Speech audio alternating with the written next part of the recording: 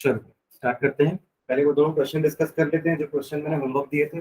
Question was based on physical properties. पहला question था arrange each set of compound in the order of increasing boiling point, bromomethane, bromoform, chloromethane and dibromomethane. इन सबका structure बना पा रहे थे, है ना? तो bromomethane, bromoform, chloromethane and dibromomethane, क्या कैसा ऑर्डर किए? सबसे ज्यादा बॉइलिंग पॉइंट किसका है? ब्रोमोफॉर्म। कारण सभी मीथेन वाले हैं ना, सभी में कार्बन एक ही है, but number of hydrogen atoms आपके ब्रोमोफॉर्म में ज्यादा होंगे। 3 ब्रोमीन है उसमें। एक डाई ब्रोमो वाला भी है, इसमें 2 ब्रोमीन है, एक सिंगल ब्रोमो है और एक क्लोरो है। तो अकॉर्डिंग टू मॉलिक्यूलर मास, अगर आप चारों का मॉलिक्यूलर मास देखोगे, कैलकुलेट करने की जरूरत नहीं है, देख के समझ में आ जाएगा, वरना कैलकुलेट करने बैठे नहीं तो जरूरत नहीं है उसकी। वो पूछा करो ना कि मास कितना कितना है, देख के समझ में आ जाएगा कि हाँ किसका सबसे ज्यादा मास होगा। तो अकॉर्डिंगली उसी वही सीक्वेंस आपके बॉइलिंग पॉइंट का भी होगा डिक्रीजिंग ऑर्डर में। तो सबसे ज्यादा बॉइलिंग पॉइंट आपका ब्रोमोफॉर्म, देन डाइब्रोमोमीथेन, देन थर्ड हो जाएगा आपका ब्रोमोमीथेन और सबसे कम बॉइलिंग पॉइंट होगा उसमें से क्लोरोमीथेन का। ठीक है, तो उसका रीजन भी समझ में आ गया ना? वो CHBr3 जैसे क्लोरोफॉर्म होता है ना CHCl3, इनको हेलोफॉर्म बोलते हैं। In general they are known as haloform. Hydrogen के हिसाब से नाम आ जाएगा। अगर क्लोरीन है तो क्लोरोफॉर्म हो जाएगा, ब्रोमीन है तो ब्रोमोफॉर्म हो जाएगा, आयोडीन है तो आयोडोफॉर्म हो जाएगा। ठीक है, चलो उसके बाद सेकेंड क्वेश्चन था 1 chloropropane, isopropyl chloride and 1 chlorobutane. इसको कैसे अरेंज किए हैं? तीन ही था ना? सबसे ज्यादा 1 क्लोरोब्यूटेन, ओके। उसके बाद 1 क्लोरोप्रोपेन, ठीक है, और सबसे कम आइसोप्रोपिल, क्योंकि यहाँ पे ब्रांचिंग। ठीक है, पहला वाला क्योंकि उसमें 4 कार्बन के साथ क्लोरीन लगा हुआ है, दूसरा वाला 3 कार्बन के साथ क्लोरीन है। चेन का साइज बढ़ रहा है, वही बनाए हो क्यों? बोला था ना कि एक बार तो कम से कम मोबाइल खोल के देखो, 1-2 बजे कुछ ना कुछ आया होगा। ठीक है, ठीक है, और सबसे कम बॉइलिंग पॉइंट होगा आपका ब्रांचिंग वाले का। आइसोप्रोपिल क्लोराइड का स्ट्रक्चर समझ में आ रहा है सबको? ठीक है, आइसोप्रोपिल मतलब आइसो में आपका क्लोरो लगा होगा, आइसो वाले पोजीशन। ठीक है, चलो आगे बढ़ते हैं। नेक्स्ट केमिकल प्रॉपर्टी का हेडिंग डाल लिए थे, है ना? पहला अपन एलिमिनेशन करते हैं, क्योंकि एलिमिनेशन और रिएक्शन में मतलब छोटा छोटा दोनों जल्दी हो जाएगा अभी, है ना? वो नेटवर्क थोड़ा बड़ा है। ठीक है, तो स्टार्ट करते हैं। सबसे पहले लिखना एलिमिनेशन रिएक्शन।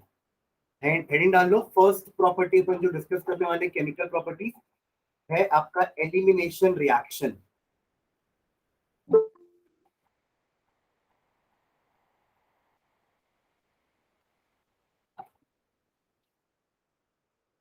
फर्स्ट प्रॉपर्टी आपकी एलिमिनेशन रिएक्शन के नाम से समझ में आ रहा है कि कोई ना कोई एक मॉलिक्यूल एलिमिनेट होने वाला है। सब्स्टिट्यूशन में क्या होता है? कोई एक एटम सब्स्टिट्यूट होता है, उसकी जगह कोई लेता है, एक एटम सब्स्टिट्यूट होता है। ठीक है, और कोई और दूसरे मॉलिक्यूल का कोई एटम बचा हो तो उसके साथ वो कंबाइन कर देते हैं। जैसे फॉर एग्जांपल हमने जो फ्री हैलोजिनेशन देखा है, फ्री रेडिकल हैलोजिनेशन, उसमें क्या होता था? अगर फॉर एग्जांपल आपके पास Cl2 है तो इसका Cl इसके एक H को रिप्लेस करेगा और आपको CH3Cl तो मिलेगा प्लस HCl मिलेगा। इसको आप एलिमिनेशन मत बोलना, ये सब्स्टिट्यूशन है। क्या है? नहीं, एलिमिनेशन में बाई प्रोडक्ट मिलेगा, बट एलिमिनेशन में पूरा का पूरा मॉलिक्यूल आपको आपके रिएजेंट से ही मिलेगा। मैं बता रहा हूँ तीनों में डिफरेंस। ये होता है सब्स्टिट्यूशन, समझ रहे हैं? एडिशन में क्या होगा? ये दोनों क्लोरीन मॉलिक्यूल एक एक जगह लग जाएंगे और कोई बाई प्रोडक्ट नहीं बनेगा। इसमें बाई प्रोडक्ट नहीं बनता। ठीक है, तो आपको प्रोडक्ट क्या बनेगा? ऑलरेडी यहाँ पे H2H2 तो था, दोनों में एक एक Cl लग जाएगा। कोई मार्कोनिकॉफ यहाँ पे खैर जरूरत नहीं है मार्कोनिकॉफ की, क्योंकि हम एडिशन कर रहे हैं एक सिमेट्रिकल एल्कीन में, और एडेड वाला मॉलिक्यूल भी सिमेट्रिकल ही है ना, दोनों तो Cl है, कहीं पे भी लगाओ, क्या फर्क पड़ना है, समझ रहे? मार्कोनिकॉफ एंटी मार्कोनिकॉफ तब यूज में आएगा जब आपका एल्कीन अनसिमेट्रिकल हो, समझ रहे? आपका मॉलिक्यूल एडेड वाला जो एडेड है वो भी आपका अनसिमेट्रिकल हो, समझ रहे? तो आपका मार्कोनिकॉफ एडिशन या एंटी मार्कोनिकॉफ एडिशन यूज होता है। एलिमिनेशन में क्या होगा, कोई जो बाई प्रोडक्ट निकल रहा है ना वो पूरा का पूरा आपके मॉलिक्यूल से ही निकलेगा। जैसे कि क्योंकि हम प्रॉपर्टी पढ़ रहे हैं हेलो एल्केन की, तो मैं एक हेलो एल्केन ले लेता हूं, CH3CH2Cl, क्लोरो इथेन। क्या है ये?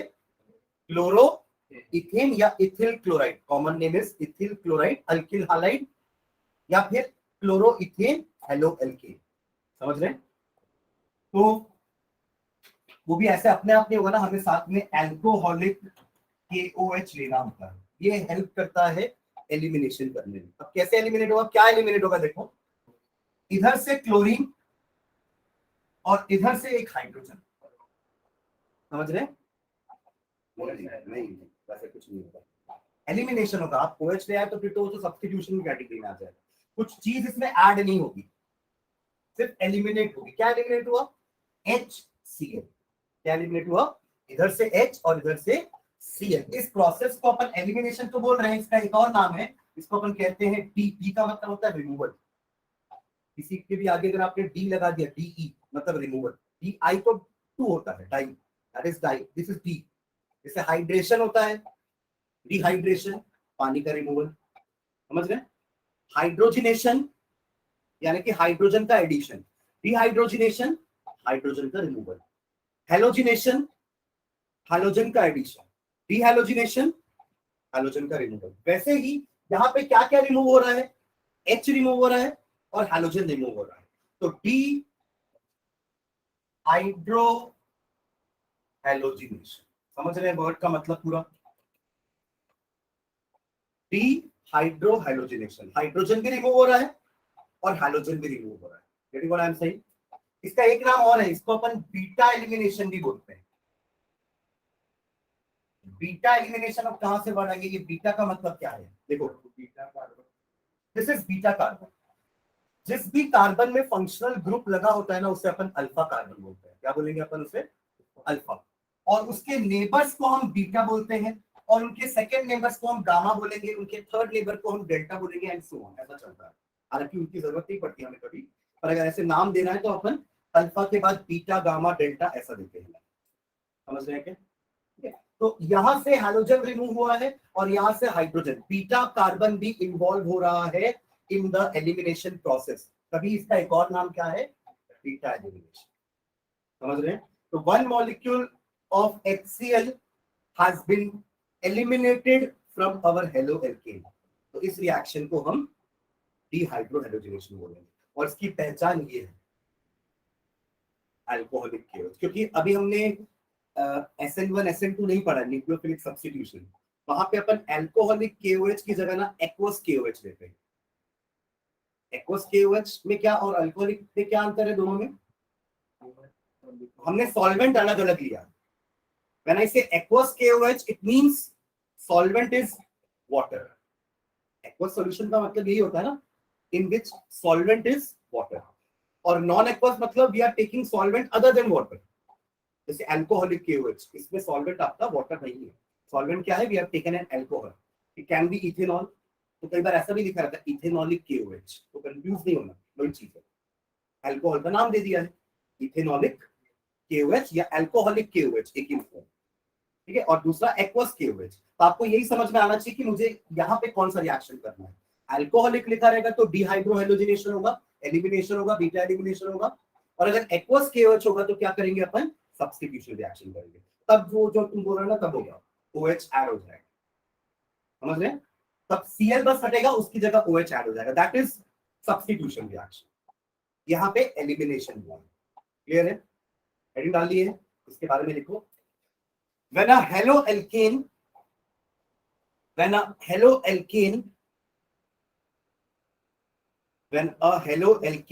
with beta hydrogen atom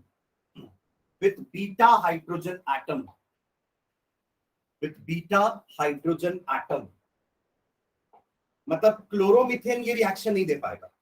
agree करते हो मुझसे? Chloromethane will not be able to give this reaction. Why? क्योंकि एक ही कार्बन है और वो तो अल्फा है। क्लोरोमीथेन में तो एक ही कार्बन है ना, और उसी में क्लोरीन लगा है, मतलब वो तो अल्फा कार्बन है। It has got no beta carbon, तो बीटा कार्बन नहीं है तो बीटा हाइड्रोजन भी नहीं होगा, तो it will not be able to give this reaction.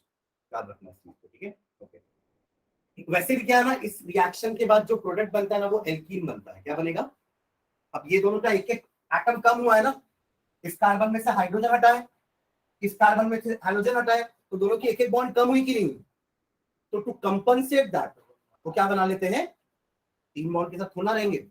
उनको अगर स्टेबल रहना है तो they have to form four bonds. तो वो क्या करेंगे, वो दोनों कार्बन के बीच में डबल बॉन्डिंग कर लेंगे। और हमें पता है कि एल्कीन एक कार्बन का तो होता ही नहीं है, एल्कीन का स्टार्टिंग मेंबर ही दो कार्बन का है। एल्कीन का स्टार्टिंग मेंबर कितने कार्बन का है? दो कार्बन का। Ethene, there is no compound called methene या मिथाइन। एल्काइन का भी पहला मेंबर दो कार्बन का ही होता है, दैट इज इथाइन। क्लियर है? ओके, तो when a haloalkane with beta hydrogen is heated with alcoholic solution of KOH, is heated with alcoholic solution of KOH, there is elimination of hydrogen atom, there is elimination of hydrogen atom। Vanshika Sania समझ में आ रहा है?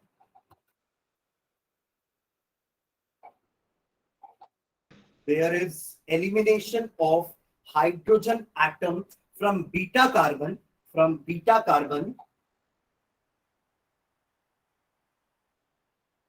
and a halogen atom from alpha carbon। समझ के लिखना जो लिख रहे हैं ना, होश में रख के लिखना। Elimination of hydrogen atom from beta carbon and a halogen atom from alpha carbon। समझ में आ रहा है जो लिख रहे हैं? ठीक है, दोस्तों। as a result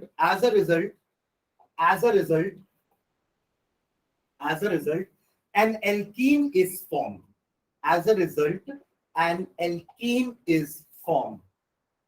a result an alkene is formed as a product, as a product।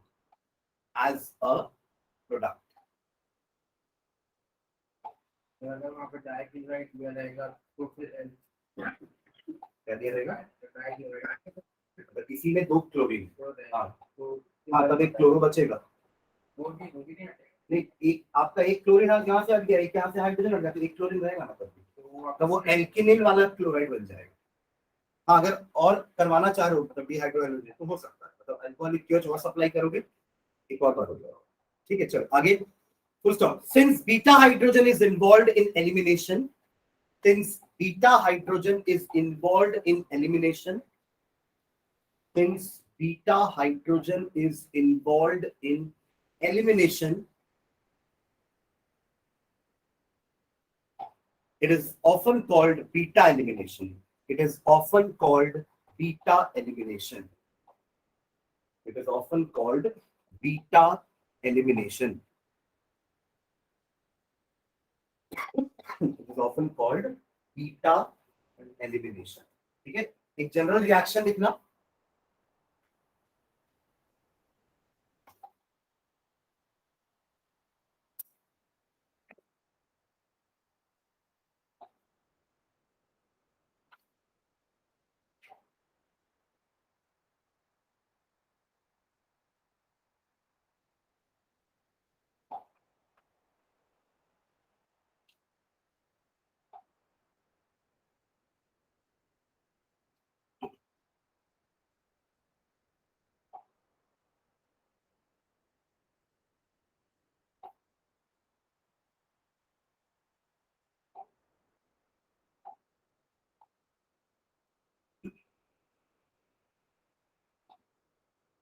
KOH एक बेस है ना,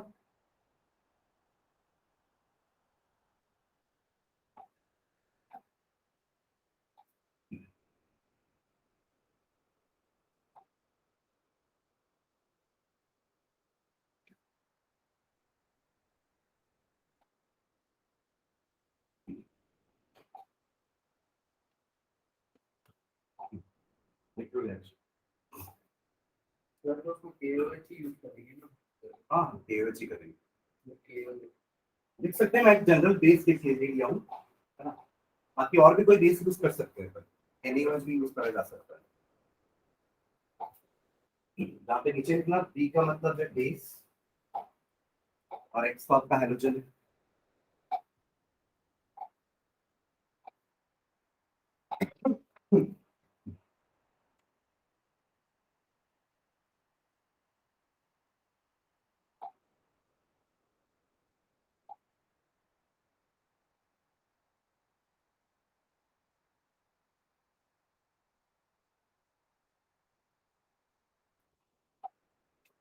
ठीक है, एक एग्जांपल लेते हैं यहीं पे। 2 ब्रोमोपेंटेन। 2 ब्रोमोपेंटेन बनाना क्या कैसे बनाएंगे? 2 ब्रोमोपेंटेन। पेंटेन बोल रहा मतलब 5 कार्बन तो पहले बना ही लेना, है ना। और इसमें सेकेंड कार्बन पे आपका ब्रोमीन, बाकी को हाइड्रोजन से फिल कर लेना।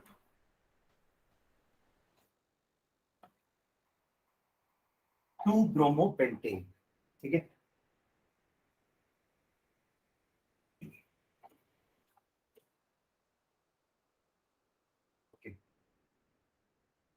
अब इस कार्बन के पास में 2 बीटा कार्बन, ठीक है। हमने अभी जो लिया था यहाँ पे, तो हमने 2 ही कार्बन लिया था, तो एक अगर अल्फा है तो दूसरा बीटा होगा। बट यहाँ पे ये है आपका alpha carbon and we have got 2 beta carbon. ये भी कार्बन बीटा है, ये भी कार्बन बीटा है। जस्ट अगले नेबर को हम बीटा बोलते हैं, ठीक है, और उसके बाद के नेबर को हम गामा बोलते हैं।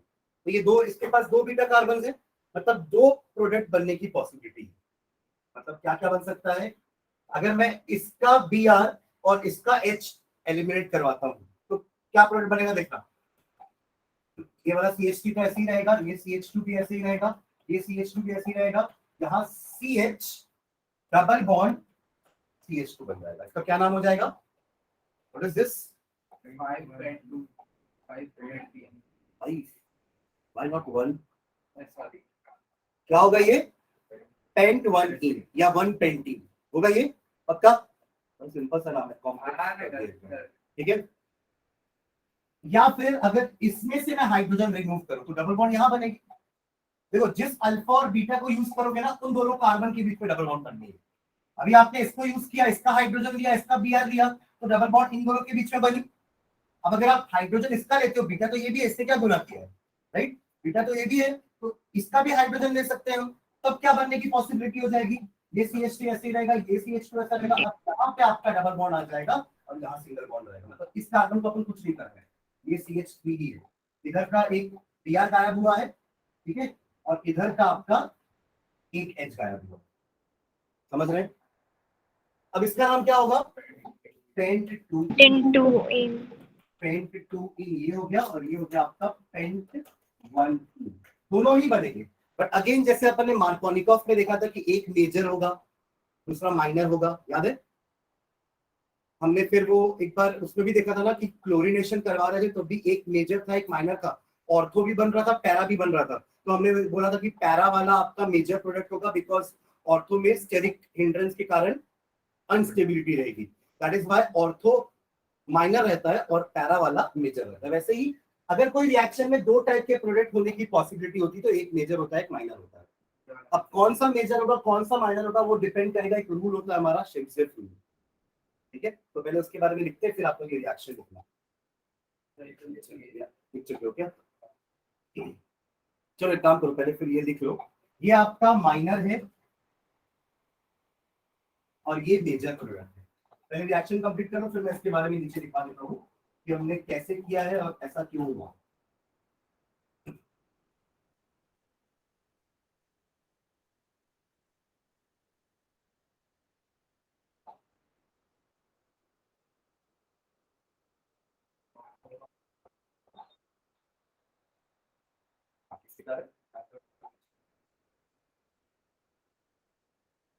Shakespeare rule.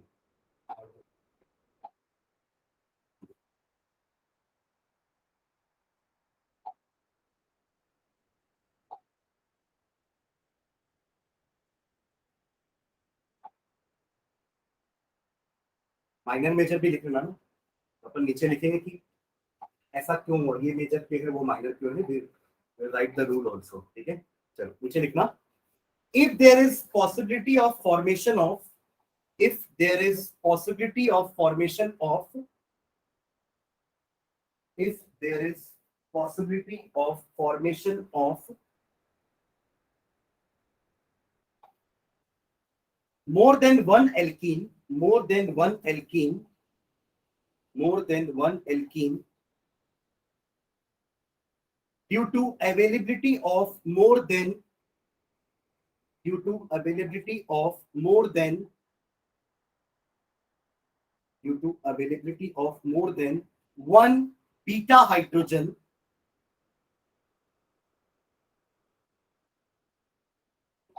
एक बीटा हाइड्रोजन से ज्यादा अवेलेबल है, one beta hydrogen, comma, usually one alkene is formed as the major product. Usually one alkene is formed as the major product. Another one, another आपका minor में होगा. Usually one alkene is formed as the major product. ठीक है?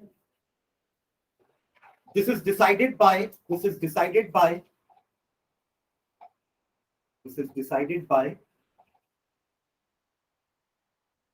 Shedzeff's rule. SAYTZEFF. SAYT Shedzeff. ZEFF. Shedzeff's apostrophe S rule, which states that, which states that, which states that in hydrohalogenation reactions, in hydrohalogenation reactions, in hydrohalogenation reactions, the preferred product is, in hydrohalogenation reactions, the preferred product is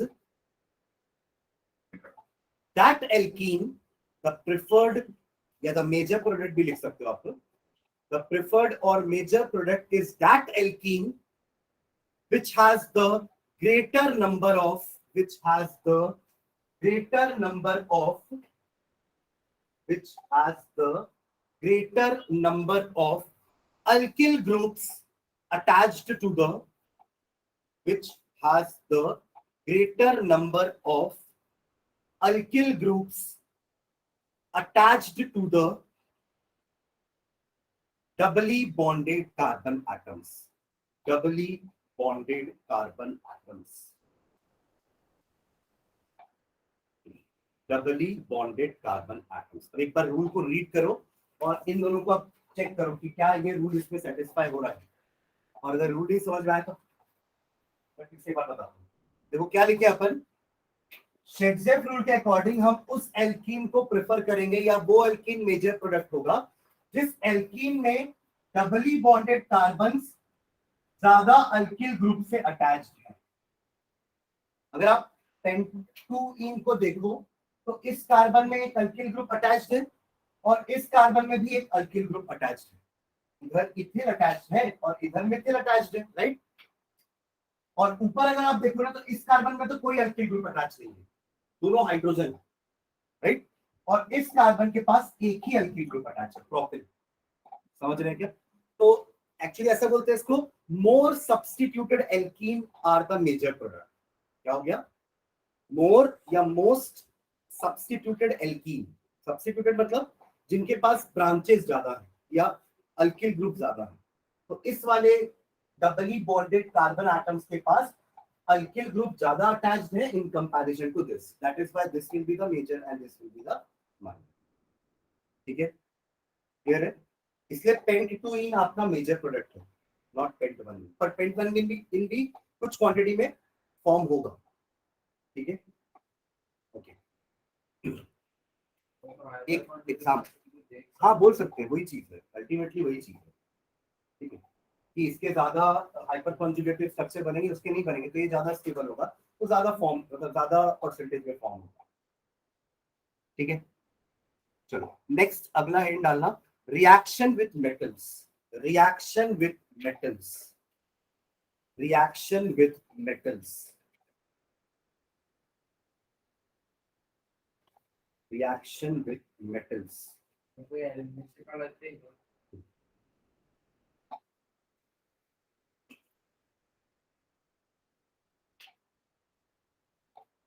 इसमें लिखना, इसके बारे में भी हमें थोड़ी सी बात की थी।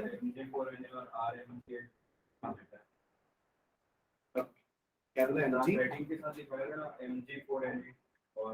नहीं, वो तो मैं ऐसे ही बताया था कि हम कौन कौन से मेटल के साथ रिएक्शन करवाएंगे, एक Mg और Na, और वो ग्रिग्नार्ड रिएजेंट Mg बनाएगा, वो बनाएगा। तो मैंने सिर्फ आप लोग को समझाने के लिए उसे बताया था। अब अपन लिख रहे हैं इसको, थोड़ा सिर्फ रिएक्शन विद मेटल लिखना, लिखना इसमें नीचे, most of the organic chlorides, most of the organic chlorides, most of the organic chlorides, bromides and iodides, most of the organic chloride, bromide या iodide react with certain metals, react with certain metals, react with certain metals to form compounds containing, to form compounds containing, to form compounds containing carbon metal bond, carbon metal bond,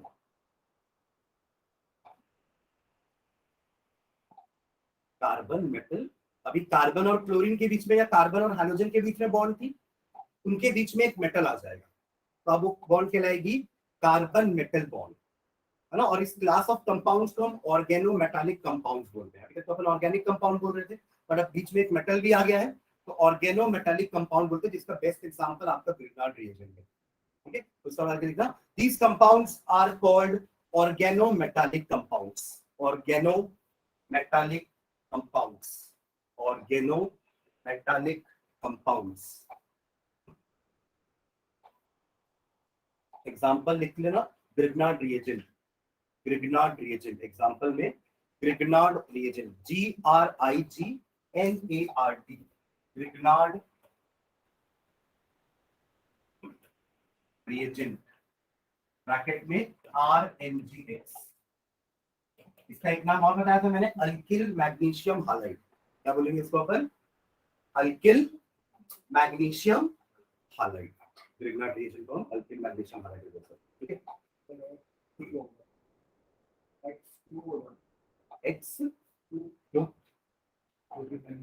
magnesium अपनी दो valency, एक उसके साथ satisfy कर रहा है, किसके साथ कर रहा है? जैसे MgCl2 रहता, सिर्फ Cl ही रहता तो MgCl2 बनाता, नो डाउट, आयनिक बॉन्ड। ठीक है, बट क्योंकि साथ में कार्बन भी है, मैग्नीशियम एक साइड आयनिक बॉन्ड बना रहा है क्लोरीन के साथ, और एक साइड कोवेलेंट बॉन्ड बना रहा है कार्बन के साथ।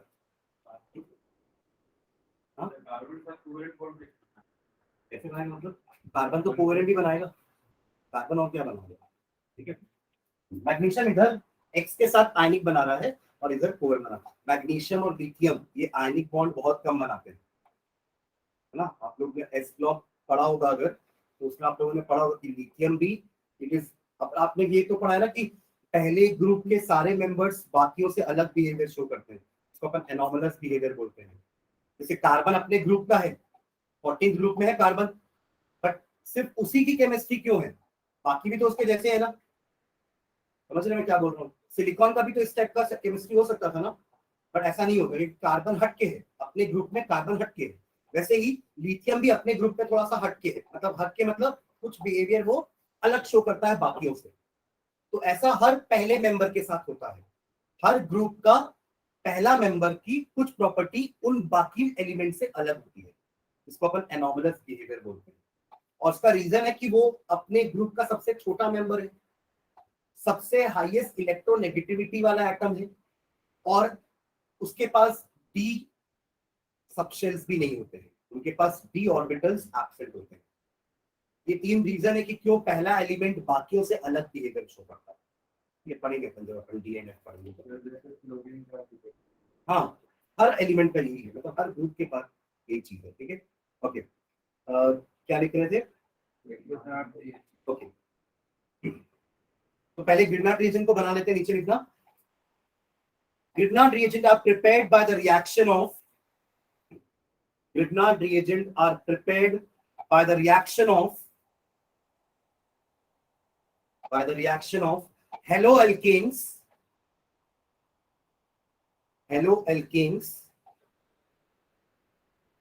with magnesium with magnesium in dry ether in dry ether जब भी ग्रिग्नार्ड रिएजेंट लोगे ना किसी भी रिएक्शन में, ड्राई ईथर जरूर लेते हैं। हाँ, एज अ कैटलिस्ट बोल सकते हो, बट उसका एक काम और है, ड्राई ही क्यों ले रहे हैं, व्हाई नॉट मॉइस्ट? तो ग्रिग्नार्ड रिएजेंट का था बहुत रिएक्टिव कंपाउंड है। Grignard reagent is a very reactive compound. उसको कहीं से भी अगर प्रोटॉन मिल गया ना, कहीं से भी उसको अगर प्रोटॉन मिल गया, प्रोटॉन मतलब H पॉजिटिव, उसको प्रोटॉन बोलते हैं ना। तो H positive is a proton, पता नहीं, क्योंकि हाइड्रोजन के पास एक प्रोटॉन और एक इलेक्ट्रॉन है। अगर आपने एक इलेक्ट्रॉन निकाल लिया तो क्या बचेगा? H पॉजिटिव होगा, और उसके पास अब एक प्रोटॉन ही है, तो इसलिए एक प्रोटॉन को H पॉजिटिव बोल देते हैं। समझ रहे हैं ना? ठीक है, तो ग्रिग्नार्ड रिएजेंट क्या करता है, इस H पॉजिटिव के साथ रिएक्ट करके ना RH बना देता है। ये आप लोगों ने एल्केन के प्रिपरेशन में पढ़ा होगा पिछले साल 11th में, जब आप लोग एल्केन पढ़ रहे होंगे, तो this is one method of preparing alkane. क्या? आप ग्रिग्नार्ड रिएजेंट लो RNGX, और कोई भी ऐसा सोर्स लो जो इसको H पॉजिटिव प्रोवाइड कर दे। It can be water, it can be alcohol, ये दोनों में से उसको H पॉजिटिव मिल सकता है, राइट? तो अगर मैं वाटर भी लेता हूं ना, तो इसको H पॉजिटिव मिल जाएगा यहां से, तो ये बना लेगा RH मतलब क्या होता है? एल्केन। RH क्या है? जब अपन एल्केन में से एक हाइड्रोजन रिमूव करते तो एल्किल बनता है ना, तो अगर एल्किल में वापस हाइड्रोजन लगा दूं तो एल्केन नहीं हो जाएगा? RH is a general form of representing alkane. समझ रहे हैं क्या? याद रहेगा, RH मतलब एल्केन, ठीक है। यहाँ पे कोई भी आप एल्केन, यहाँ अगर आप इथिन लोगे तो इथेन बन जाएगा, मिथेन लोगे तो मिथेन बन जाएगा। समझ रहे हैं? तो टू प्रिवेंट दिस हम ड्राई कर देते हैं, ताकि जो RMGX बने ना, वो RMGX की तरह रहे, वो एल्केन में कन्वर्ट ना हो जाए। लेकिन मुझे काम तो RMGX से है ना, और अगर वो RMGX मॉइस्चर के प्रेजेंस में आ गया तो वो तुरंत RH बन जाएगा, फिर RMGX बनाने का कोई मतलब ही नहीं देगा, और मुझे काम तो RMGX से ही है। समझ रहे हैं मैं क्या बोल रहा हूँ? इसलिए इसको स्टोर भी एकदम मॉइस्चर फ्री कंडीशन में करेंगे, और जब भी इसका रिएक्शन हम करवाएंगे, क्योंकि हमें एक सॉल्वेंट भी चाहिए, जब हम रिएक्शन कराते तो वी नीड सम सॉल्वेंट, ताकि रिएक्शन हो जाए अच्छे से। तो हम यहाँ पे कोई ऐसा सॉल्वेंट ले जो नॉन पोलर भी हो। ईथर एक नॉन पोलर सॉल्वेंट है, ठीक है। और हमें पता है कि अभी अपन लास्ट क्लास में फिजिकल प्रॉपर्टीज पढ़े थे, तो वहां लिखे थे ना कि alkyl halide though polar is insoluble in water. का रीजन भी लिखे अपन, आता भी है क्वेश्चन ना, कि why alkyl halides are insoluble in water being polar. जबकि पोलर तो पोलर में डिसॉल्व होता है ना, लाइक डिसॉल्व्स लाइक पढ़े थे, राइट? तो उसका रीजन भी अच्छे से पढ़िएगा, ठीक है। इसलिए अपन ईथर ले रहे हैं, ठीक है। तो क्या लिखे? Grignard reagent are prepared by the reaction of haloalkanes with magnesium in dry ether. तो एक एग्जांपल ले लेते हैं। अगर मैं RX लेता हूं, RX is a example of haloalkane in general plus Mg in the presence of dry ether, हमें मिल जाएगा RMG, ठीक है, RMGX। और इसका अगर आप बॉन्डिंग देखोगे ना, तो कुछ ऐसा रहता है, मतलब बॉन्डिंग हो, पोलैरिटी। ये तो इलेक्ट्रोपॉजिटिव एलिमेंट है, ये इलेक्ट्रोनेगेटिव एलिमेंट है, ठीक है। पॉजिटिव और नेगेटिव है, वहाँ पे Mg और X के बीच में पॉजिटिव और नेगेटिव है, डेल्टा पॉजिटिव प्रेशर नहीं कर सकते।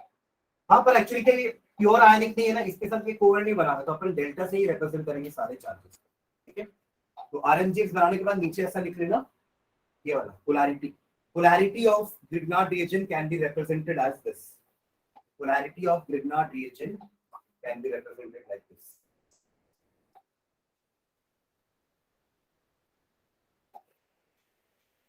आप उसको कंप्लीटली अलग कर दोगे तो हाँ वो तब Mg पॉजिटिव पूरा अलग जाएगा, Cl नेगेटिव पूरा अलग। अभी लोग अलग थोड़ी ना, they are not separated, right. Separate होता है तब आयन अपना पूरा चार्ज लेके बाहर जाएगा, Mg पूरा पॉजिटिव लेके बाहर जाएगा, Cl पूरा नेगेटिव लेके बाहर जाएगा, ठीक है। But we are not dissociating it, we are not ionizing it, हम उसको आयनाइज नहीं कर रहे हैं, ठीक है।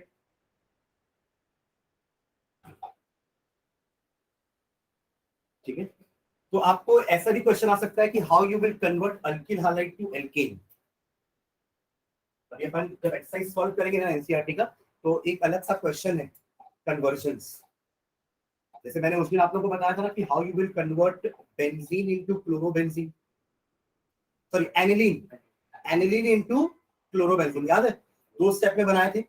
पहले एनिलीन से हमने डाइएजो बनाया था, सैंडमेयर, पहले पहले डाइएजो बनाए और फिर डाइएजो से क्लोरोबेंजीन सैंडमेयर रिएक्शन, याद है? पक्का? वैसे ही एक क्वेश्चन ऐसा भी आ सकता है कि अल्किल हैलाइड से एल्केन कैसे बनाओगे।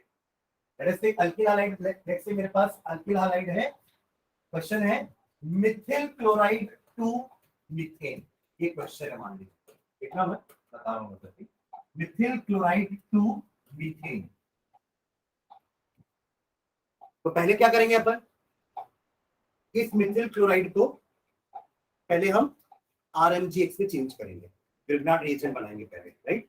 तो इसको अपन रिएक्ट करवा देंगे Mg के साथ फर्स्ट स्टेप में, तो हमें मिल जाएगा CH3MgCl, मिलेगा Mithil magnesium chloride, Grignard reagent. और फिर अगले स्टेप में इसको हम वाटर के साथ रिएक्ट करवा देंगे सेकंड स्टेप में, तो हमें मिल जाएगा CHRH, दो स्टेप में बन जाएगा। और तो इसमें ड्राई ईथर भी दे देंगे दोनों, नहीं देंगे ना, मैं यार दिखा नहीं, ड्राई ईथर दोनों स्टेप में रहेगा, ग्रिग्नार्ड रिएजेंट बनते समय भी और ग्रिग्नार्ड रिएजेंट यूज करते समय भी। पहले देखे थे ना, अगर ड्राई ईथर नहीं लेते तो वो RX ऐसी बना लेते हैं। अच्छा हाँ, यहाँ पे ड्राई ईथर नहीं लगेगा, सॉरी सॉरी, सही बोल रहे हैं, सेकंड स्टेप में ड्राई ईथर नहीं लगेगा, क्योंकि हमें तो बनाना ही है ना RH। वहां तो हम रोकने के लिए ड्राई ईथर ले रहे थे ना, कि जो RMgX बन रहा है वो RMgX की तरह रहे, वो RH ना बन जाए, that is why we were using dry ether. पर फर्स्ट स्टेप में यूज करना, जब आप RMgX बनाओगे ना तब ड्राई ईथर यूज करना, ताकि वो RMgX की तरह रहे। अगले स्टेप में अपन वाटर लेंगे और बन जाएगा RH, ठीक है। चलो नेक्स्ट लिखना, सेकेंड इसी में ही,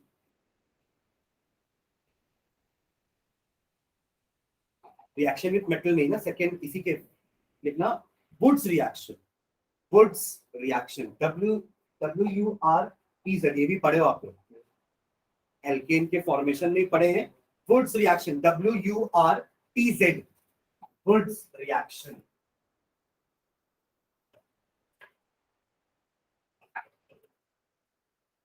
ठीक है, इसमें सोडियम का यूज करेंगे, ठीक है। लिखना इसको यहाँ पर डाल के, alkyl halide react with metallic sodium, alkyl halide react with metallic sodium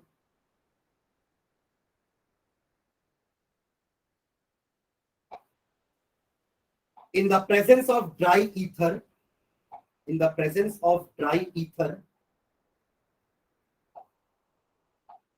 alkyl halide react with metallic sodium in the presence of dry ether to form symmetrical alkanes, to form symmetrical alkanes, to form symmetrical alkanes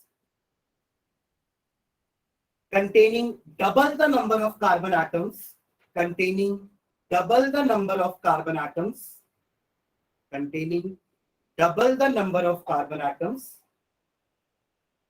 present in the alkyl halide, present in the alkyl halide, present in the alkyl halide.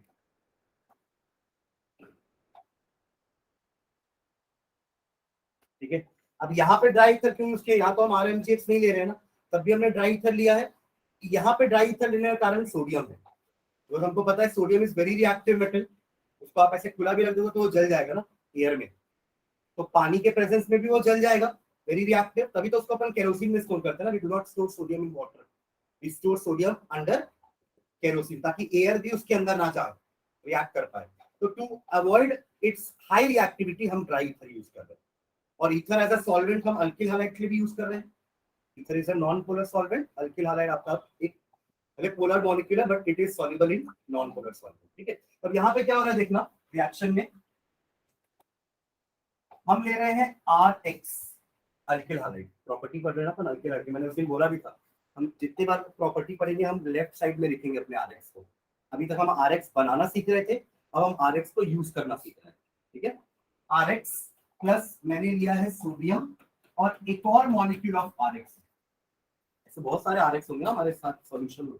अगर मैं एक solution ले रहा हूँ alkyl halide का तो I will have many number of alkyl halide molecules like this, ठीक है, in the presence of dry ether, ठीक है। ये कुछ ऐसा 2NaX अलग हो जाएगा और जो बच गए ना वो आपस में जुड़ जाएंगे, R और R, ये फिर बनाएगा एल्केन। क्या बनेगा? एल्केन। This is alkane. मतलब CH3 लिया होता अगर मैंने यहाँ पे तो इसका CH3 और इसका CH3 मिलके क्या बन जाता? ईथेन। समझ रहे? C2H6। Getting what I am saying? एक एग्जांपल लेता हूं, ये तो मीथेन वाला हो गया, इथेन ले लेता हूं मैं। CH3CH2Br प्लस 2Na प्लस इधर से ऐसा उल्टा लिख लेता हूं ताकि वो एलिमिनेट करके अपना ऐसा दिखाए उसको, लाइक दिस, है ना। ये आपका 2NaBr अलग हो जाएगा और ये दोनों आपस में जुड़ के क्या बना लेंगे? ब्यूटेन। क्या बनेगा? ब्यूटेन। तो butane will be the main product. ये भी तो आप लोग पहले पढ़ चुके, आपने बोला एल्केन का प्रिपरेशन पढ़ा हुआ है, ये एल्केन के प्रिपरेशन में पढ़े थे आप लोग। और ये इसका एक ड्रॉबैक भी लिखे थे कि हम इसके हेल्प से ऑड नंबर ऑफ कार्बन के एल्केन्स नहीं बना सकते। ऑड नंबर मतलब you can not prepare methane, you can not prepare propane, 3 carbon ना प्रोपेन में, you can not prepare pentane 5 carbon वाला। हाँ इथेन बना सकते हैं, देखो ऊपर मैंने इथेन का एग्जांपल दिया था आपको, यहाँ ब्यूटेन बना लिए। मतलब alkane double the number of carbon atom का बनता है। जितने भी कार्बन एटम का आपने अल्किल हैलाइड दिया, कितने कार्बन एटम का अल्किल हैलाइड है? 2 कार्बन का है, it is bromoethane, right. 2 carbon का अल्किल हैलाइड है ये, मुझे alkane double the number of carbon atom का मिला, दैट इज 4। ये इसकी खासियत है, समझ रहे हैं क्या? मतलब मुझे कहीं पे भी अगर दिया है छोटा अल्किल हैलाइड, ध्यान से सुनना, क्वेश्चन में गिवन है छोटा अल्किल हैलाइड और बड़ा एल्केन बनाने बोल रहा है तो गुड्स रिएक्शन ही यूज करेंगे। कार्बन नंबर बढ़ाना है ना, वरना इसके पहले जो अपन ने रिएक्शन लिया था ये वाला, मिथिल क्लोराइड लिए तो मीथेन ही बना ना। आप मिथिल क्लोराइड से प्रोपेन ब्यूटेन नहीं बना सकते। माइंड माय वर्ड्स, क्या बोल रहा हूं मैं? एक कार्बन का ग्रिग्नार्ड रिएजेंट था, एक ही कार्बन का एल्केन भी बन रहा था, बट यहां पे ऐसा नहीं है। 2 कार्बन का अल्किल हैलाइड है, 4 कार्बन का एल्केन बन रहा है। 5 कार्बन का अल्किल हैलाइड लिया होता तो डेकेन बनता, 10 कार्बन का alkane. Getting what I am saying? वो जो लिखिए उसका मतलब समझ में आ रहा है? We will get the alkane with double the number of carbon atoms जिसका हमने अल्किल हैलाइड लिया हो। समझ रहे हैं क्या? अब क्यों नहीं बन सकता ऑड नंबर वाला, उसका भी रीजन है। अगर आपको ऑड नंबर वाला बनाना है तो आपको 2 टाइप के अल्किल हैलाइड लेने पड़ेंगे, जैसे कि ऐसा कुछ CH, मान लो आप प्रोपेन बनाना चाह रहे हो कि सर मुझे प्रोपेन बनाना है, तो प्रोपेन में 3 कार्बन है, तो एक अल्किल हैलाइड में ऐसा लूंगा जिसके पास 1 कार्बन हो और दूसरा अल्किल हैलाइड में ऐसा लूंगा जिसके पास 2 कार्बन, तब तो जुड़ के 3 कार्बन होंगे ना। ये जोड़ रहा है ना, ये दोनों के अल्किल ग्रुप को जोड़ रहा है, राइट? जो बोल रहा हूं समझ में आ रहा है? तो एक मैंने ले लिया CH3Br और दूसरा मैंने ले लिया CH3CH2Br, समझ रहे हैं? अगेन 2NaBr ऐसे अलग हो जाएगा और ये दोनों जुड़ जाएंगे तो बना प्रोपेन। बन रहा है कि नहीं? बनेगा। बट इसके अलावा जरूर तो ना कि सॉल्यूशन के अंदर हर बार इथेन ये वाला इसी को ढूंढेगा, थोड़ी ना। समझ रहे मैं क्या बोल रहा हूँ? आपने एक बीकर में लिया ब्रोमोमीथेन, दूसरे बीकर में लिया ब्रोमोइथेन, दोनों को मिक्स कर दिए, Na भी डाल दिए, ईथर भी डाल दिए। अब वहां अंदर रिएक्शन हो रहा होगा ना, तो हर बार ये थोड़ा ना आपस में मिलेंगे। ऐसा भी हो सकता है कि एक मिथिल ब्रोमाइड दूसरे मिथिल ब्रोमाइड के साथ भी रिएक्शन कर जाए और ये उस केस में CH3 बना लेना। आया ना, ये पॉसिबिलिटी है। अंदर अंदर कोई बैठा थोड़ी ना है कि बैठ के वो मिथिल ब्रोमाइड को इथिल ब्रोमाइड के साथ ही रिएक्शन करवा रहा है, ऐसा थोड़ी ना हो रहा है। अंदर तो सब चीजें पॉसिबिलिटी है। मिथिल ब्रोमाइड के साथ रिएक्शन कर सकता है, मिथिल ब्रोमाइड इथिल ब्रोमाइड के साथ रिएक्शन कर सकता है, इथिल ब्रोमाइड भी इथिल ब्रोमाइड के साथ रिएक्शन कर सकता है, लाइक दिस। ये भी चीज हो सकती है। क्या बनेगा? ब्यूटेन बनेगा। मतलब बनाना चाह रहे थे propane, but you are getting a mixture of.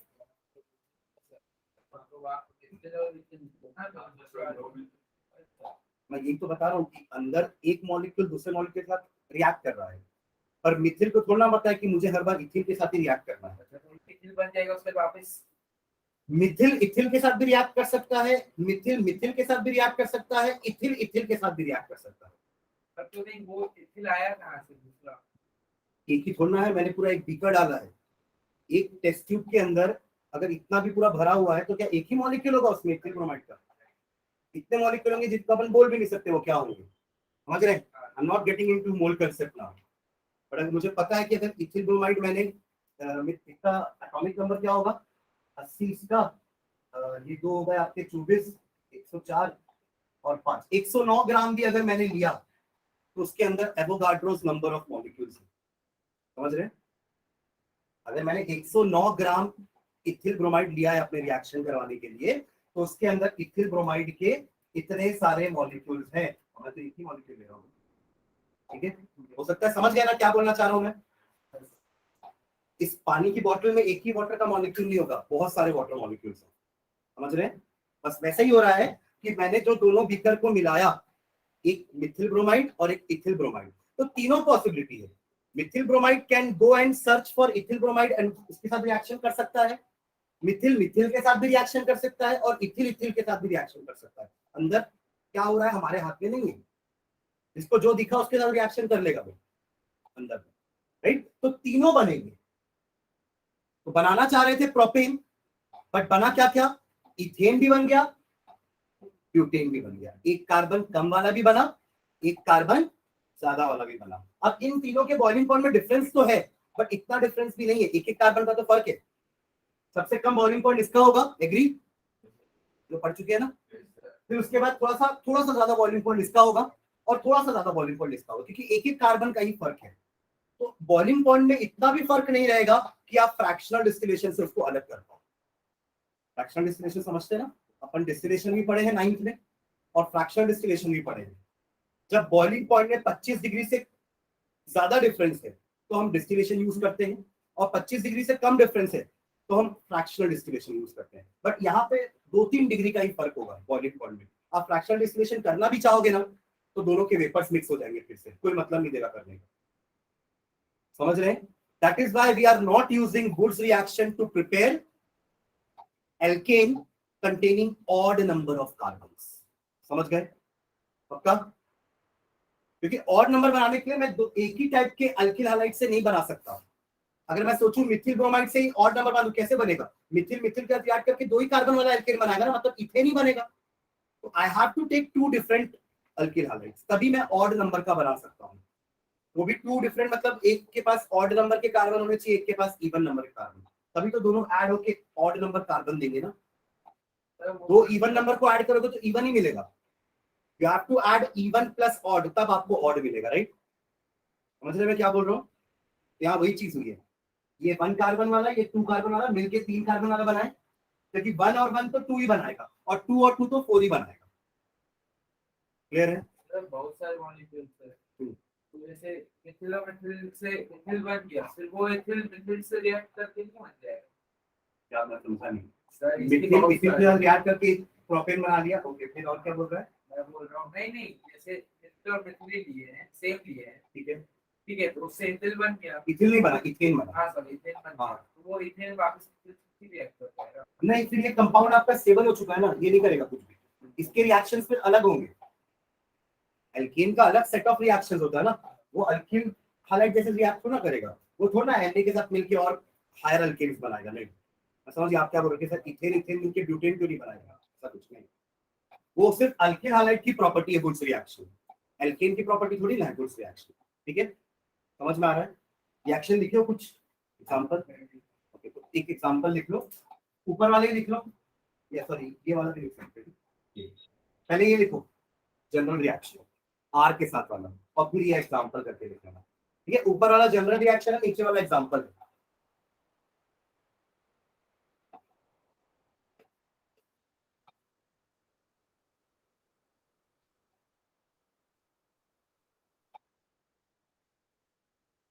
Vanshika Sania समझ में आ रहा है? Yes, sir. Yes, sir.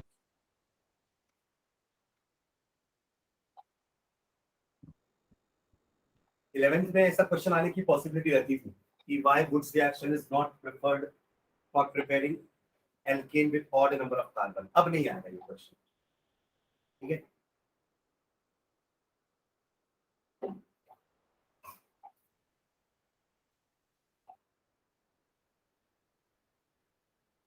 आप लोगों ने ऊपर नोट्स में सिमेट्रिकल एल्केन लिखे हो ना, हाँ कि वो सिमेट्रिकल एल्केन बना रहा है ना, समझ गया सिमेट्रिकल एल्केन का मतलब,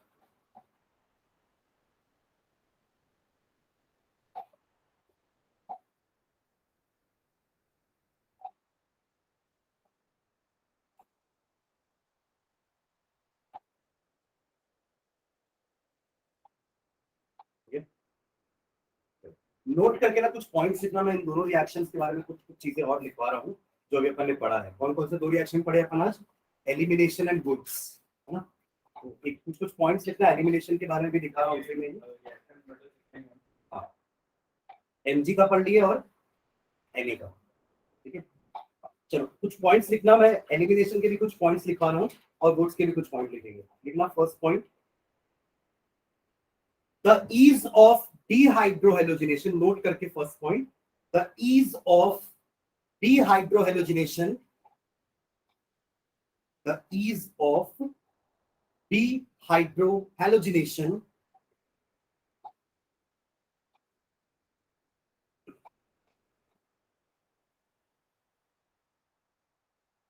increases as the number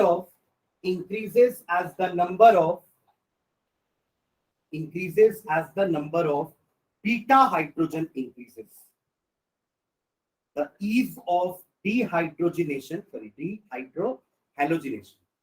the ease of dehydrohalogenation increases as the number of beta hydrogens increases. ठीक है, that is एक एग्जांपल लिखना नीचे,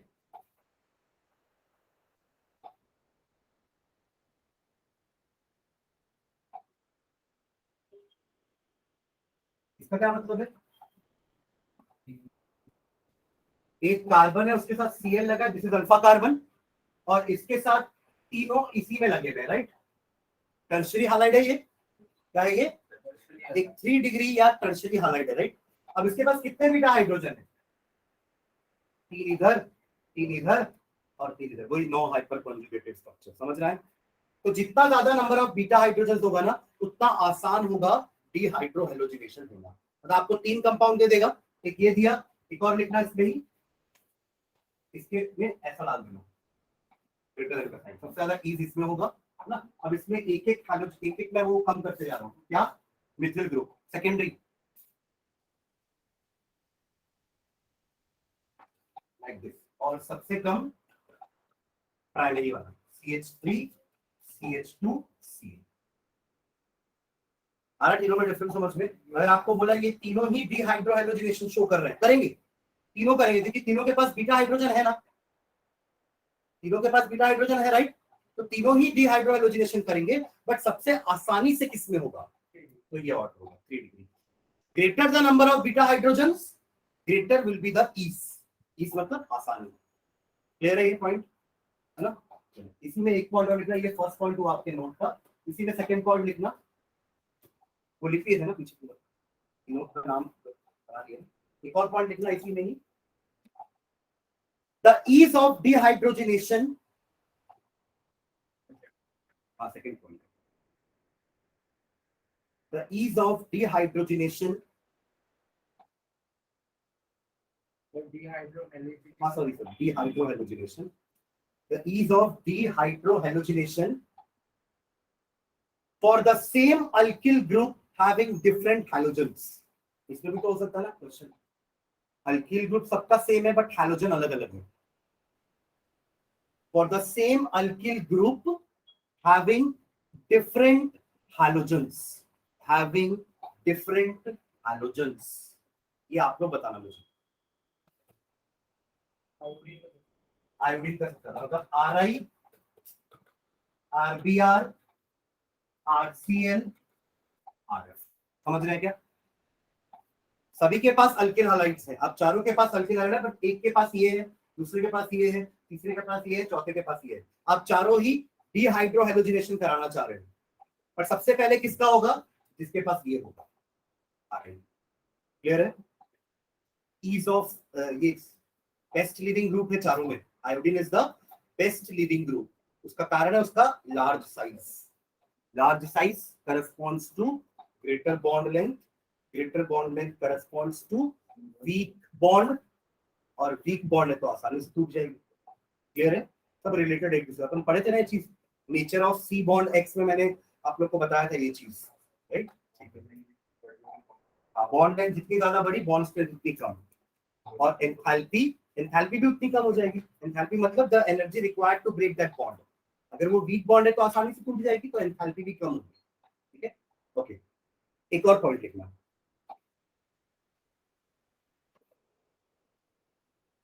Wood's reaction generally fails with Wood's reaction generally fails with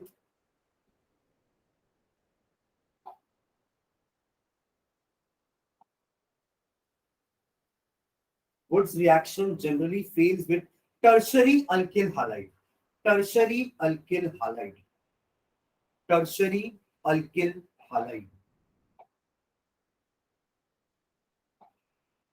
Since under the basic conditions of the reaction, since under the basic conditions of the reaction,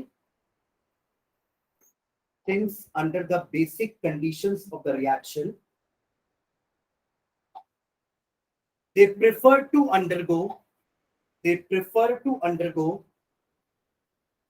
dehydrohalogenation. They prefer to undergo dehydrohalogenation. एक बार read करना क्या लिखे.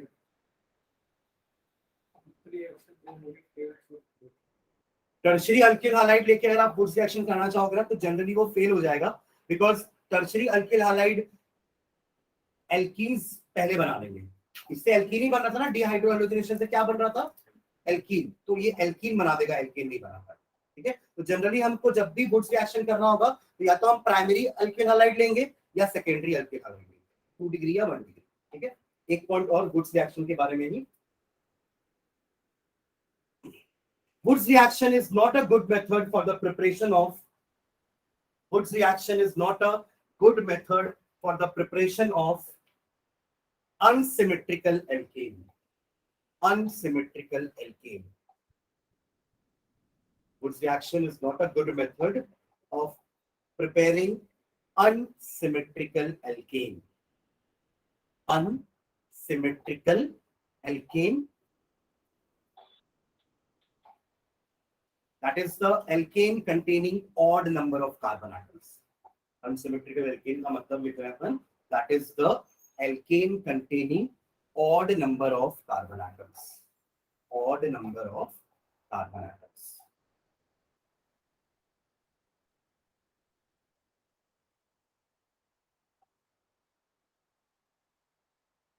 Odd number of carbon. ठीक है.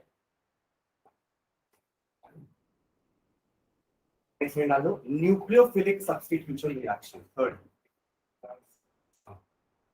हाँ बस बोलो. मेरी क्लास भी क्लास है. अच्छा हाँ नहीं बस बोलो. थोड़ा सा मैं इंट्रोडक्शन दे दूं फिर छोड़. Nucleophilic substitution third property. 2 property पढ़ ली अपन, 2 केमिकल प्रॉपर्टीज आज अपन पढ़ लिए हैं. इसके क्वेश्चंस मैं दूंगा ना, दोनों से अच्छे क्वेश्चंस हैं, तो अगली क्लास में क्वेश्चंस थोड़े ज्यादा रहेंगे. ठीक है, आज तो एक ही क्वेश्चन था,